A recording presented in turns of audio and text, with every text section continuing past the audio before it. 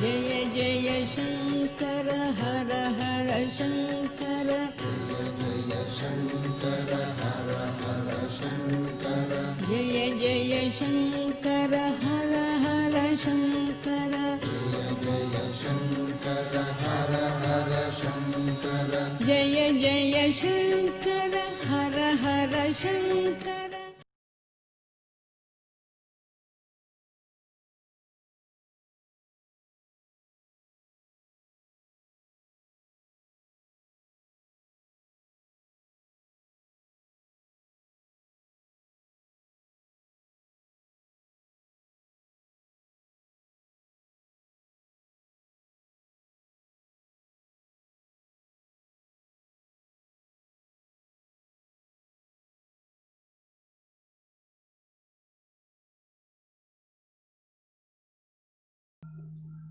காஞ்சி மகாபெரிவாளோட திருத்தொண்டர்கள்ல சன்னியாசிகள்லாம் தொண்டு புரிந்தவாள்லாம் பார்த்துன்னு வரும். அதுல பல சுவாமிகள், மகாராஷ்டிர சுவாமிகள், ஆஞ்சநேய சுவாமிகள், ஓடாச்சேரி சுவாமிகள் இவாளெல்லாம் பார்த்தோம். அடுத்தது திண்டிவனம் ஸ்ரீ சுந்தரேச சர்மா அப்படிங்கிறவர். இவருக்கு சந்நியாச நாமம் ஸ்ரீ சச்சிதானந்த சரஸ்வதி சுவாமிகள் அப்படின்னு பேரு. மடத்துல இவரை சர்மா சுவாமிகள் அப்படின்னு சொல்லுவா. இந்த திண்டிவனம் சுந்தரேச சர்மா சின்ன வயசுல பெரியவா திண்டிவனம் ஆற்காடு அமெரிக்கன் மிஷன் ஸ்கூல்ல படிச்சிருந்தா இல்லையா, அதே ஸ்கூல்ல படிச்ச கிளாஸ்மேட் இவர். இவருக்கு சின்ன வயசுல இருந்தே தமிழ் இலக்கியங்கள்ல தமிழ் மொழி பற்று ரொம்ப ஜாஸ்தி. அதனால தமிழ் இலக்கியங்கள்லாம் ரொம்ப படிக்கிறது. அப்படி எல்லாம் படிச்சு இவர் என்ன பண்ணார், டீச்சர்ஸ் ட்ரைனிங் பண்ணிட்டு இவர் திண்டிவனம் விழுப்புரம் ஸ்கூல்ல எல்லாம் செகண்டரி கிரேடு டீச்சரா உத்தியோகம் பார்த்துருந்தார். அப்பப்போ பெரியவாளை தரிசனம் பண்றது அதெல்லாம் பண்ணியிருந்தார். அதுக்கப்புறம் ரிட்டையர் ஆனதுக்கு அப்புறம் பெரியவா கேம்ப்லயே கூட இருந்து கைங்கரியம் பண்ண ஆரம்பிச்சார். அப்பதான் பெரியவாள்கிட்ட சன்னியாசம் வாங்கிக்கணும் அப்படின்னு சொல்ல இவருக்கு சன்னியாச ஆசிரமம் கொடுக்கப்பட்டு ஸ்ரீ சச்சிதானந்த சரஸ்வதி அப்படிங்கிற நாமத்தோட பெரியவாளோட கேம்ப்ல இருந்தார். இவர் தமிழ்ல ஒரு பெரிய பண்டிதரா இருந்ததுனால ரொம்ப சிம்பிளா எளிமையான தமிழ்ல பேசுவார். ரொம்ப நகைச்சுவையோட பேசக்கூடியவர். அதனால எல்லாரும் ரொம்ப ரசிப்பாளாம். மடத்துல அப்பப்போ மாநாடெல்லாம் நடக்கும் இல்லையா, அதுல நடக்கிறது தர்ம பிரச்சார கூட்டம் நடக்கும். இதெல்லாம் பண்றது எல்லாத்துக்கும் இந்த தமிழ் விஷயங்கள்லாம் அனுப்பணும் அப்படின்னாக்க இந்த சுந்தரேச சர்மா, இந்த சர்மா சுவாமியில தான் பெரியவா அனுப்புற வழக்கம். மடத்து ரெப்ரசன்டேட்டிவா இந்த சர்மா சுவாமிகள் போய் அங்க தலைமை உரை ஆற்றுறது, இது மாதிரிலாம் எல்லாம் பண்ணியிருந்து. இவர் பெரியவா மாதிரி எப்பொழுதும் கதராடு தான் ஒரு திப்பர். கழுத்துல ருத்ராட்சம் கதராடையோட பார்த்தா அப்படி ஒரு ரொம்ப தெய்வீகமான ஒரு தோற்றத்தோடையவர். 1948 வருஷம்தான் பெரியவாளோட அங்கத்தினால இவருக்கு சன்னியாசாசிரமம் கிடைச்சது. 1950 வருஷம் டிசம்பர் மாசத்துல திருடமருதூர்ல திருப்பாவை திருவம்பாவை பிரச்சாரத்துக்காக ஒரு பாவை மாநாடு கூட்டினா பெரியவா. அந்த பாவை மாநாடுக்கு ஆதீனங்கள்லாம் வந்தது. எல்லா சைவ ஆதீன மடாதிபதிகள்லாம் அதுக்கு சகாயம் பண்ணி எல்லோரும் அதில் ஈடுபட்டு இந்த மாநாடு ரொம்ப பெருசா நடந்தது. அப்படி நடக்கிற இந்த பாவை மாநாட்டுக்கு தலைமை தாங்கிறதுக்கு இந்த சர்மா சுவாமிகளை பெரியவா நியமிச்சிருந்தா. ஏன்னா இவர் தான் ஒரு தமிழ் அறிஞரா இருக்கிறதுனால இவர் தான் அதுக்கு பண்ணணும் அப்படின்ட்டு நியமிக்க, இவர் போய் அன்னைக்கு அந்த தலைமை உரையாற்றினர். ஒரு கிட்டத்தட்ட 8 நாள் போல நடந்தது. ஒரு வாரம் இந்த மாநாடு நடந்தது. இந்த ஒரு வார மாநாட்டுல தலைமை உரை சர்மா சுவாமிகள் பண்ணினர். ரொம்ப அபூர்வமா இருந்தது. எல்லாருமே தமிழ் வந்தவருக்குள்ள நிறைய தமிழறிஞர்கள் வித்வான்கள்லாம் வந்திருக்கா. எல்லாருமே ரொம்ப ஆச்சரியப்பட்டு இவரோட தமிழ் புலமையும் இந்த பாவை மாநாடை பத்தி இவர் சொன்னதையும் ரொம்பவே ஆச்சரியப்பட்டு எல்லாரும் பண்ணா. அதுல முக்கியமா சொன்னோம்னா இந்த மாநாட்டுக்கு 2ஆம் நாள் தமிழ் அறிஞரான கீவா ஜெகநாதன் வந்தார். கீவாஜா வந்திருந்தார். அவர் பெரியவாள்கிட்ட பேசி நிற்கிறது இந்த சர்மா சுவாமிகளோட தலைமை உரையை அவர் ரொம்பவே சிலாகிச்சு சொன்னார்.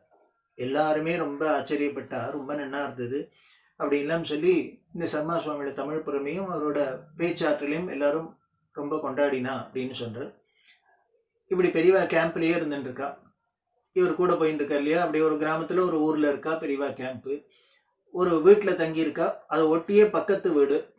இந்த வீட்டுல இருந்து அந்த உள்ளுக்குள்ளாலேயே அடுத்த வீட்டுக்கு வரலாம். அது மாதிரி ஒரு வீட்டுல தங்கி இருக்கா. ஒரு வீட்டுல பெரியவா தங்கி இருக்கா. அந்த வீட்டு திண்ணையில இந்த சர்மா சுவாமிகள் இருக்கார். அந்த பக்கத்து வீட்டில் இன்னொரு வீட்டில் சந்திரமௌலீஸ்வரர் பூஜையெல்லாம் வச்சு மடத்து கேம்பெல்லாம் இருக்கு. இப்படி இருந்துருக்கிறதே இவர் என்ன பண்ணினார், இந்த தரிசனத்துக்கு வர வாழ விட்டலூர் பாலாம்பான்னு ஒரு பாட்டி, விட்டலூர் பாட்டிம்பா. இந்த பாட்டியோட அம்மா இவெல்லாம் பெரியவான்னு இது நிறைய பாட்டிமாக்கள்லாம் பெரியவாளுடைய பின்னாடியே யாத்திரை உண்டு இருந்தா இல்லையா, அதுல ஒரு பக்த கூட்டம் இந்த விட்டலூர் பாலாம்பா. இவெல்லாம் ரொம்ப ஆச்சார அனுஷ்டானத்தோடு இருந்ததுனால அந்த ஊர்ல இருக்கிறதே உமாமகேஸ்வர விரதம் வந்துருத்தோம். இந்த நமது தமிழ்நாட்டு சம்பிரதாயத்துல இந்த லேடிஸ்க்கெல்லாம் சில விரதங்கள்லாம் இருக்கு. அதுல ரிஷிவஞ்சமி விரதம், விநாயகர் சதுர்த்தி விரதம், அரச பிரதட்சண விரதம், உமாமகேஸ்வர விரதம்லாம் இருக்கு இல்லையா. அந்த விரதங்கள்லாம் எடுத்துருக்கா. பூஜை பண்ணணும், எல்லாம் பண்ணணும். அதுக்கு பண்ணணும்னா எத்தனை பட்சணம் பண்ணி அத்தனை பண்ணி பெரிய ஒரு விரதம். அது பெரியவாள்கிட்ட வந்து சொன்னா, பெரியவா பக்கத்துல ஏதோ ஒரு ஊர், அங்க யாரோ ஒரு பெரிய மனுஷா பூஜை பண்றா, நீங்களும் அங்க போய் எல்லாம் பண்ணிட்டு வா அப்படின்னு விட்டா. சரி, உடனே அந்த ஊருக்கு இவா போய் அங்கேயே எல்லாம் அதுக்கு உண்டான ஏற்பாடுலாம் பண்ணி பட்சணங்கள்லாம் பண்ணி எல்லாம் பண்ணி பூஜையெல்லாம் பண்ணிவிட்டு மறுநாளைக்கு வரத்தே இந்த விட்டலூர் பாட்டி என்ன பண்ணினா, இந்த சர்மா சுவாமிகள்லாம் ரொம்ப பழக்கம், ஏன்னா அங்க மடத்திலேயே இருக்கிறதுனால இவாளும் கூட போறதுனால அவருக்கு இருக்கட்டுமேனு என்ன பண்ணா, ஒரு பெரிய டிஃபன் பாக்ஸ்ல இதை உமாமேஸ்வரத்து விரதத்துக்கு பண்ணின சோஜ்ஜியப்பம் இந்த பட்சணங்கள்லாம் எல்லாத்தையும் போட்டு எடுத்துன்னு வந்திருக்கா. எடுத்துன்னு வந்தாக்க இவா சாயந்தரம் வரத்தையே பார்த்தா அங்க பெரியவா தீப நமஸ்காரத்துக்கு அந்த பக்கம் போகணும். தீப நமஸ்காரம் ஆரம்பிக்க போறான்னு இந்த விட்டலூர் பாட்டி என்ன பண்ணினா, சர்மா சுவாமிகளுக்கு எடுத்துன்னு வந்த அந்த பட்சணத்தை பக்கத்துல அந்த திண்ணையிலேயே வச்சுட்டு, அங்க யாரோ இருந்திருக்க மடத்துல இந்த ஆபீஸ்ல இருக்க வச்சுட்டு, இது சர்மா சுவாமிகளுக்காக வச்சிருக்கு, அதனால ஒருத்தரும் இதை தொட்டுறாதீங்கோ, அதனால ஏதோ பட்சணம் எல்லாம் வச்சிருக்கேன் அப்படின்னு அவர்கிட்ட சொல்லி, இதை பார்த்துக்கோ, தீப நமஸ்காரம் ஆயிடும், அதுக்குள்ள போயிட்டு வந்துடுறேன் அப்படின்ட்டு அங்க வச்சுட்டு இவ உள்ளுக்குள்ள போயிருக்கா. தீப நமஸ்காரம் எல்லாம் ஆச்சு, எல்லாம் முடிஞ்சது. முடிஞ்சா பெரியவா என்ன பண்ணிருக்கா, இந்த பக்கமா வந்து இப்படி வாச வழியாலும் வந்திருக்கா. இவாள்லாம் அங்க தீப நமஸ்காரத்தை பார்த்துன்னு பெரியவா இந்த பக்கமா வந்துட்டு உள்ள வரணும் அப்படிங்கிறது அந்த பார்த்துருக்கிற வாசல்ல அந்த ஒருத்தர் உட்கார்ந்து இருக்கிற ஒரு ஆஃபீஸ்ல பக்கத்துல டிஃபன் கேரி வச்சிருந்தோன்னே பெரியவா அவர்கிட்ட போய், என்னது டிஃபன் டப்பா வச்சிருக்கு, ஏது அப்படின்னு கேட்டிருக்கா. உடனே அவர் சொல்லிக்க, இல்லை விட்டலூர் பாட்டி வச்சிருக்கா அப்படின்னு. விட்டலூர் பாட்டி வச்சிருக்காளா? அவ எது கொண்டு என்ன வச்சிருக்கா? யாருக்கா வச்சிருக்கா? தெரியாது, சர்மா சுவாமிகளுக்குன்னு சொன்னா வச்சிருக்கா, ஏதோ பட்சணம் வச்சிருக்காள். சர்மா சுவாமிகளுக்கு பட்சணமா? அவ எதுக்கு வச்சா அப்படின்னு. தெரியாது, வச்சுன்னா அவசரமா அங்க தீப நமஸ்காரம்னு பேருக்கா, வந்து எடுத்துக்கிறேன்னு சொல்லியிருக்கா அப்படின்னு. உடனே பெரியவா அந்த டப்பாவை திறந்து அப்படி பார்த்துருக்கா, உள்ளுக்குள்ள என்னென்னலாம் இருக்கு அப்படின்னு பார்த்துட்டு மூடி வச்சுட்டு, அப்படியா சரின்னு மூடி வச்சுட்டு உள்ளுக்குள்ள போயிட்டா. அந்த பாட்டி வந்தவர் எடுத்துன்னு போய் டப்பா எடுத்துக்கொண்டு சர்மா சுவாமிகிட்ட கொடுத்து நமஸ்காரம் பண்ணி எல்லாம் பண்ணியாச்சு. ராத்திரி இந்த விட்டலூர் பாட்டியெல்லாம் போய் தரிசனம் பண்ணிட்டு இருக்கிறதே பெரியவா யார்கிட்டயே சொல்றான், இந்த மடத்துல எனக்கு ஒரு மதிப்பும் கிடையாது, கூட இருக்கிற சுவாமிகளுக்கெல்லாம் தான் மதிப்பு அப்படின்னுட்டு, அதுவும் சர்மா சுவாமிகளுக்கு ரொம்பவே அதிர்ஷ்டம் மதிப்பு அப்படின்னுட்டு, வரவாள்லாம் அவருக்கு தான் பட்சணம்லாம் கொண்டு தரா, நமக்கு ஒன்றும் தரமாட்டேங்கிறா அப்படின்னா, இது என்னவோ சுருக்குன்னு பாட்டிக்கு உரைச்சிருக்கு. இவன் முழிக்கிறதே பார்த்தா உடனே சிரிச்சுட்டே கேட்குறா, ஏன் உன் சொஜ்ஜியப்போ எல்லாம் உமாமேஸ்வர விரத பட்சணம் எல்லாம் சர்மா சுவாமிகள் தான் சாப்பிடுவாரோ, எங்களுக்கெல்லாம் சாப்பிட தெரியாதோ, என்னமோ அவருக்கு ஸ்பெஷலாக கொண்டு டப்பால கொடுத்துருக்க அப்படின்னு பெரியவா பரியாசம் பண்ணா இந்த பாட்டிக்கெல்லாம் ஒரே வெக்கம். இதை விட சர்மா சுவாமிகளுக்கு ரொம்ப சொல்லிட்டு சர்மா சுவாமிகள்கிட்ட அப்படி பிரியமா வரவா போறவாள்லாம் முதற்கொண்டு அவருக்கு கொடுக்குற இதை வெட்டலூர் பாட்டி சொல்லுவோம். நான் எங்கேயோ கொண்டு இந்த டப்பாவை வச்சுட்டு அவசரமா சர்மா சுவாமிகள்ட்ட தான் கொடுத்துட்டு நமஸ்காரம் பண்ணிட்டு சொல்லிட்டு வரணும்னு வச்சிருந்தேன். அதுக்குள்ள தீப நமஸ்காரம்னு ஒன்று, தீப நமஸ்காரம் மிஸ் ஆகிட போறதேங்கிறதுனால அங்க வாசல்ல நான் திண்ணையில யார்ட்டையும் சொல்லிட்டு வச்சுட்டு உள்ளுக்குள்ள போனா பெரியவா என்ன பண்ணியிருக்கான்னு, வீட்டுக்குள்ள இருக்காளுக்கும் அந்த பக்கமா உள்ளால வரப்போறாக்குன்னா எங்கேயோ வெளியில போயிட்டு வந்த பெரியவா அது வந்தது வேற ஒன்றும் கண்ணில் படப்படாதோ, இந்த டப்பா தான் முதல்ல கண்ணில் பட்டிருக்கு. டப்பா கண்ணில் பட்டு அது உள்ளுக்குள்ள என்னென்ன பட்சணம் எல்லாம் இருக்குன்னு சொல்லி பார்த்துட்டு எல்லாம் மட்டும் பண்ணின்னு போறான்னா இது மாதிரி குறும்பெல்லாமும் நடக்கும். இப்படி இந்த சர்மா சுவாமிகள் கைங்கரியம் பண்ணிட்டு இருக்கிற பெரியவாழ்க்குங்கிறதுனால எல்லாருக்கும் அவர்கிட்ட ஒரு பிரியம், அவரும் எல்லாத்தையும் ரொம்ப ஹாஸ்யமா பேசிட்டு பார் அப்படின்னு சொன்னேன். அப்படியெல்லாம் இருந்து கைங்கரியம் பண்ணியிருக்கு. அதுல பல மாநாட்டுக்கு பல கட்டுரைகள்லாம் எழுதி கொடுத்து தமிழில் ஸ்ரீமடத்துக்கு மூலியமா தமிழ் தொண்டாற்றுறதுக்கு இந்த சர்மா சுவாமிகள் ரொம்ப முக்கியமான ஒரு ஆளாக இருந்திருக்கார் அப்படின்னு தெரியுது. அதோட இல்லை, பெரியவாளோட அதே ஸ்கூலில் படித்து அந்த கிளாஸ்மேட்டாக இருந்ததுனால பெரியவாளுக்கும் அந்த சுவாமிகள்கிட்ட ஒரு சுவாதீனம், இந்த சுவாமிகளுக்கும் பெரியவாள்கிட்ட ஒரு சுவாதீனம் அப்படி எல்லாம் இருந்திருக்கு அப்படின்னு தெரியுது. அடுத்தது அதே மாதிரி இன்னொரு ஒரு ஞானானந்த அடிகள் அப்படின்னு ஒரு பக்தர், ஸ்ரீ ஞானானந்த அடிகள் அப்படின்னு அவரை சொல்லுவா. இவர் நார்த்தார்காடு ஜில்லால ஒரு கிராமத்தை சேர்ந்தவர். இவர் சைவ வேளாள குலத்தை சேர்ந்தவர். ரொம்ப பெரிவாழ்கிட்ட பக்தி, தேவாரம், திருவாசகம் போன்ற திருமுறைகள் எல்லாம் நன்னா கற்று தேர்ந்தவர். நடு வயசுலேயே சிவதீட்சை வச்சு ஒரு துறவி மாதிரியே தான் வாழ்ந்துன்னு வந்தார். இவர் கிரமமா சந்நியாசம் அப்படின்னு இல்லைன்னா கூட அந்த சிவதீட்சையெல்லாம் அடைஞ்சு இவர் ஒரு துறவியாவே தான் வாழ்ந்துன்னு வந்தார்.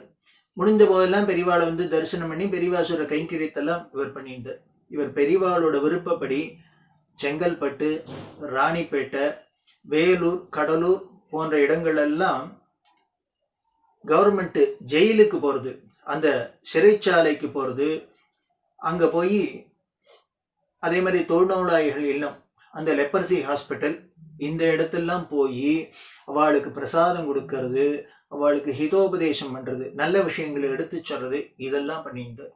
அதே மாதிரி வாலாஜாபாத்தில் ஹிந்து மத கல்வி சாலையை தொடர்ந்து நடத்தின்னு அதில் ஹிந்து தர்மம், பக்தி நெறி இதெல்லாம் பல ஆண்டுகள் பிரச்சாரம் பண்ணியிருக்கார். அதே மாதிரி எல்லா இடத்துலையுமே பிரசாத விநியோகம், பெரியவா முன்னமே சொன்னேன், ஜெயிலில், ஹாஸ்பிட்டல் எல்லாம் ஜீவாத்ம கைங்கரியம் அப்படின்னு ஒரு ஸ்கீம் போட்டு பெரியவா என்ன பண்ணினா ரொம்ப அழகான பேர், ஜீவ ஆத்ம கைங்கரியம் அப்படின்னு. இந்த ஜீவாத்ம கைங்கரியப்படி என்ன பண்ணும் அப்படின்னா, வாரத்தில் ஒரு நாளானும் போய் அவளுக்கு ஒழிஞ்ச நாள் லீவு நாட்களில் போய் சிறைச்சாலை, ஹாஸ்பிட்டல் இங்கெல்லாம் போய் பிரசாதம் கொடுக்கறது. மடத்துலேருந்து பெரியவா பிரசாதம் கொடுப்பா. அவளுக்கு பிரசாதம் கொடுத்து அந்த நோயாளிகளுக்கெல்லாம் ஒரு ஆறுதல் சொல்றது, கவலைப்படாதீங்க, உங்களுக்காக பிரார்த்தனை பண்ணோம், சீக்கிரமா குணமாயி நீங்களாம் சௌக்கியமா வீடு சேரணும் அப்படிங்கிறது. அதே மாதிரி இந்த சிறைச்சாலையில் உள்ள கைதிகளுக்கெல்லாம் நல்லதை உபதேசம் பண்ணி, ஏதோ ஒரு கால கோளாறுனால தப்பு பண்ணியாச்சு, இனிமையான அப்படி தப்பு பண்ணாத, ரிலீஸ் ஆகி வெளியில வந்தோடனேனும் நல்லபடியா நேர்மையா நல்லவர்களா வாழணும் அப்படிங்கிறதுக்காக பிரசாதம் கொடுத்து அவளுக்கெல்லாம் ஒரு ஹிதோபதேசம் பண்ணி பிரசாதம் கொடுக்கறது. இதெல்லாம் தான் ஜீவாத்ம கைங்கரியம். இந்த புனித பணியை பல வருஷங்கள் பண்ணியிருந்தார். 1984 பெரியவா காஞ்சிபுரத்துல இருந்ததுக்கு அப்புறமும் இவர் இந்த கைங்கரியெல்லாம் பண்ணி அவர் சித்தி அடைஞ்சார் அப்படின்னு தெரியுது. இது ஸ்ரீ ஞானானந்த அடிகளார் அப்படின்னு சொல்லக்கூடிய இவரோட கைங்கரியம். இவரும் ஒரு துறவி மாதிரியே வாழ்ந்து வந்தவர் தான். இப்படி கிரமமா சந்நியாசம் வாங்கிட்டாலும் சரி, ஆனால் தங்களோட வாழ்க்கையில துறவிகளாகவும் வாழ்ந்துன்னு வந்தவாளும் சரி, இப்படி பல பேரும் பெரியவாள் கைங்கரியம் பண்ணியிருக்காருன்னு தெரியுது. அப்படி இருக்கிற அந்த துறவிகள்ல இன்னும் சில பேரை தொடர்ந்து நாம் பார்க்க போறோம்.